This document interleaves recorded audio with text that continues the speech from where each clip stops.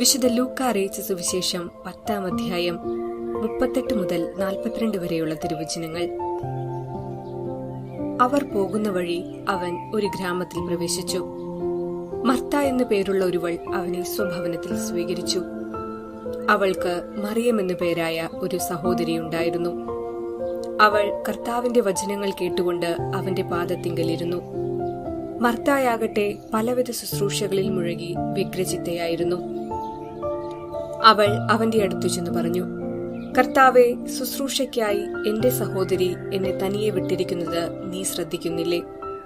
എന്നെ സഹായിക്കാൻ അവളോട് പറയുക. കർത്താവ് അവളോട് പറഞ്ഞു, മർത്ത, മർത്ത, നീ പലതിനെക്കുറിച്ചും ഉത്കണ്ഠാകുലയും അസ്വസ്ഥയുമായിരിക്കുന്നു. ഒന്നു മാത്രമേ ആവശ്യമുള്ളൂ. മറിയം നല്ല ഭാഗം തിരഞ്ഞെടുത്തിരിക്കുന്നു, അത് അവളിൽ നിന്ന് എടുക്കപ്പെടുകയില്ല. ഓർമ്മിക്കുക. വിശുദ്ധ മർത്തായുടെ ഓർമ്മത്തിരുന്നാൾ അനുസ്മരിക്കുന്ന ഇന്ന് നമുക്ക് മർത്തായെയും അവളുടെ സഹോദരങ്ങളായ മറിയത്തെയും ലാസറിനെയും ഓർക്കാം. ഈശോ ഇവരെ 3 പേരെയും സ്നേഹിച്ചിരുന്നു. ഈ മൂവരിൽ മൂത്തത് മർത്തായാണ്. ജെറുസലേമിൽ നിന്ന് 3 കിലോമീറ്റർ അകലെയുള്ള ബഥാനിയായിലാണ് അവർ താമസിച്ചിരുന്നത്. ഈശോ മർത്തായെ സന്ദർശിച്ച സംഭവങ്ങൾ ലൂക്കാ സുവിശേഷകൻ രേഖപ്പെടുത്തിയിട്ടുണ്ട്. അവിടെ മർത്തായുടെ വ്യഗ്രചിന്തയെക്കുറിച്ച് പരാമർശിച്ചിട്ടുണ്ട്. എന്നാൽ മറിയം കർത്താവിന്റെ പാദത്തിങ്കലിരുന്ന വചനങ്ങൾ താൽപര്യപൂർവ്വം ശ്രദ്ധിച്ചു. മർത്ത സേവനപരമായ പ്രേക്ഷിത വേലയിൽ താൽപര്യം കാട്ടിയപ്പോൾ മറിയം ധ്യാനാത്മിക ജീവിതത്തിന്റെ പ്രതീകമായി മാറി. ഈശോ ഈ കുടുംബത്തെ സ്നേഹിച്ചിരുന്നു എന്ന് വെളിവാക്കുന്ന സംഭവമാണ് മരിച്ച് 4 ദിവസം കഴിഞ്ഞ ലാസറിന്റെ കല്ലറയിങ്കൽ പോകുകയും ലാസറിനെ ഉയർപ്പിക്കുകയും ചെയ്തത്. പെസഹ തിരുനാളിന് 6 ദിവസം മുൻപും ഈശോ ഇവരുടെ ഭവനത്തിലെത്തുകയും അവിടെ നിന്നും അത്താഴം കഴിക്കുകയും ചെയ്തിരുന്നു. പിന്നീട് ഇവരെക്കുറിച്ച് കൃത്യമായ അറിവൊന്നും രേഖപ്പെടുത്തിയിട്ടില്ല. മതപീഡനകാലത്ത് ഈ കുടുംബത്തെ പായോ തണ്ടോ ഇല്ലാതെ ഒരു നൗകയിലാക്കി കടലിൽ ഒഴുക്കിയെന്നും ദൈവസംരക്ഷണത്താൽ ഇവർ ഫ്രാൻസിന്റെ തീരങ്ങളിലെത്തിയെന്നും വിശ്വസിക്കുന്നു. അവിഞ്ഞോണിയിലാണ് വിശുദ്ധ മർത്തായുടെ ശവകുടീരം സ്ഥിതി ചെയ്യുന്നത്. ലാസറിന്റെ ശവകുടീരം മാർസേയിലും മറിയത്തിന്റെ ശവകുടീരം ഭോമിലും സ്ഥിതി ചെയ്യുന്നു. ഇന്നത്തെ കാലഘട്ടത്തിൽ എവിടെയും പ്രേക്ഷിതവേല ചെയ്യാൻ മടി കാണിക്കുന്നവരാണ് ഏറെയും.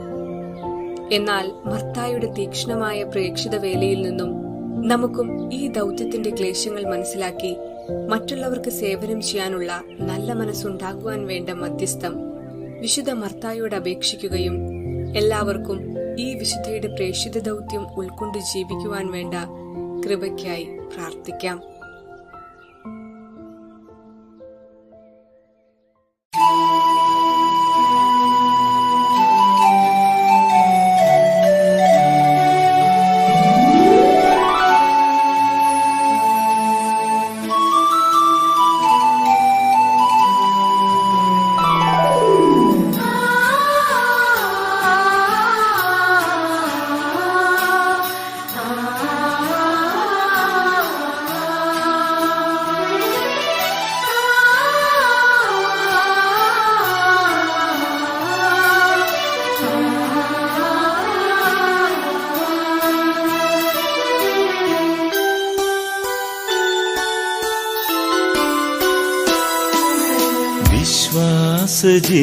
ജീവിതത്താലേ ധീരസാക്ഷിയാം വിശുദ്ധയേ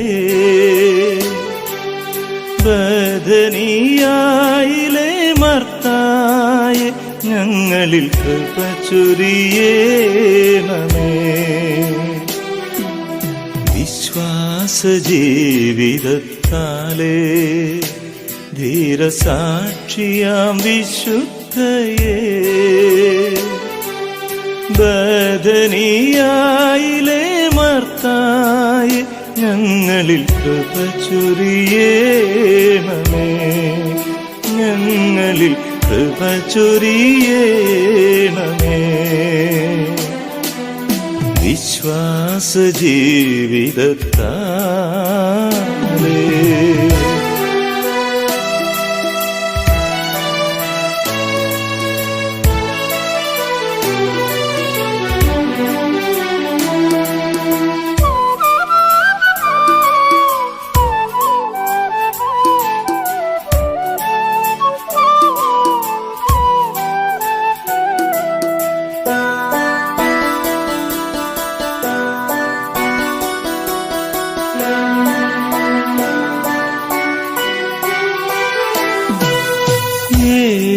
യേശുവേ വഹിച്ചിടുന്ന ദിവ്യമാം ഹൃദയത്തിനാലേ നീ യേശുവേ വഹിച്ചിടുന്ന ദിവ്യമാം ഹൃദയത്തിനാലേ നീ നിൻ പദാംബുജം നാമിച്ചിടാൻ അൻപോടെ അലിവേകിടണേ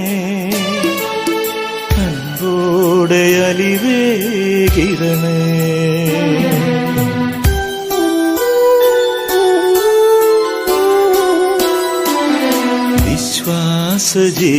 വിശ്വാസജീവിതത്താലേ ധീരസാക്ഷിയാം വിശുദ്ധയേ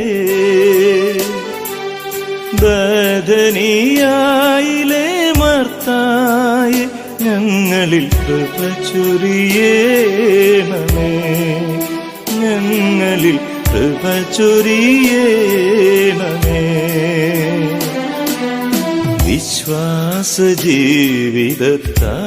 വിശ്വാസജീവിതത്താലേ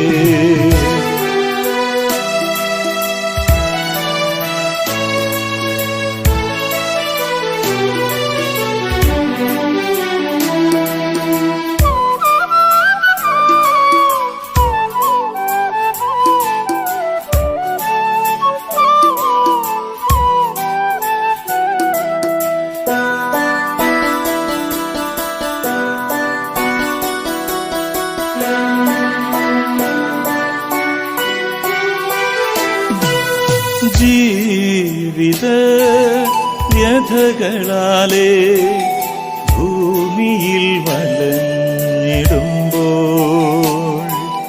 ജീവിത വ്യഥകളാലേ ഭൂമിയിൽ വലഞ്ഞിടുമ്പോൾ വിണ്ണിലെ അനുഗ്രഹത്തെ മണ്ണിലെന്നും നീ ചൊരിയേണമേ മണ്ണിലെന്നും നീ ചൊരിയേണമേ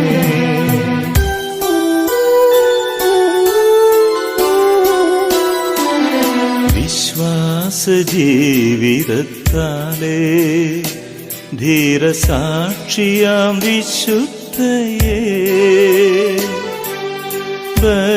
ബദനിയായിലെ മർത്തായി ഞങ്ങളിൽ കൃപ ചൊരിയേണമേ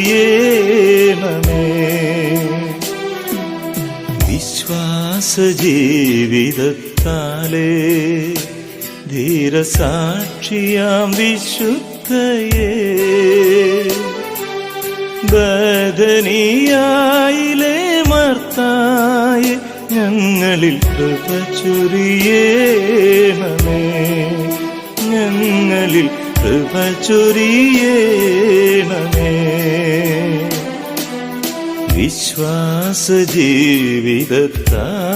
വിശ്വാസജീവിതത്താലേ